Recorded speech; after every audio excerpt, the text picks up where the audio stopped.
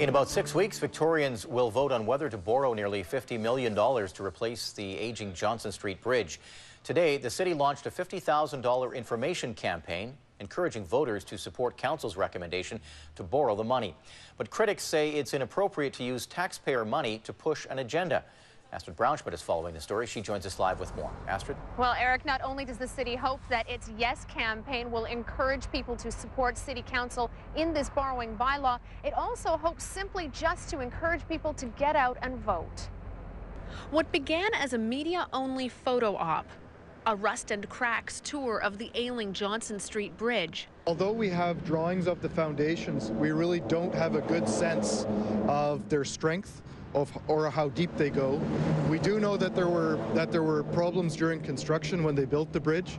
Quickly became a public information session.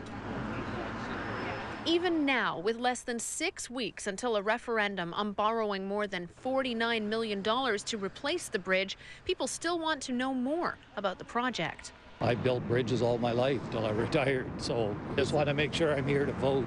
The city is spending $50,000 to provide information and encourage people to support council's recommendation to borrow the money. We've heard via the Ipsos Reid poll that people wanted more information. And boy, are they going to get it. From guided tours to a meet and greet with the architects, the mayor and council will be on the bridge each week and attending community meetings to answer questions. But Ross Crockford, who opposes the replacement of the Johnson Street Bridge, says the city should not be pushing an agenda. There are some questions about whether it's a proper thing to do.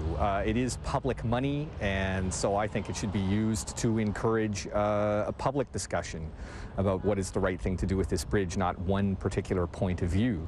Crockford says his No campaign doesn't have $50,000 to prove its point.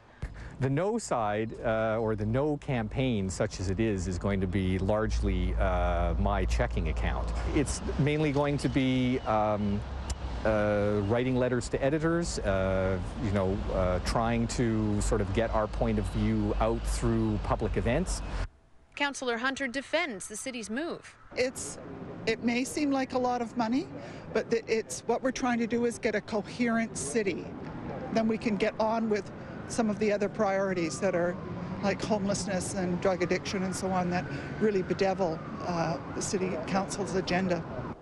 The referendum is scheduled for November 20th. For more information and a schedule of upcoming public sessions, visit johnsonstreetbridge.com.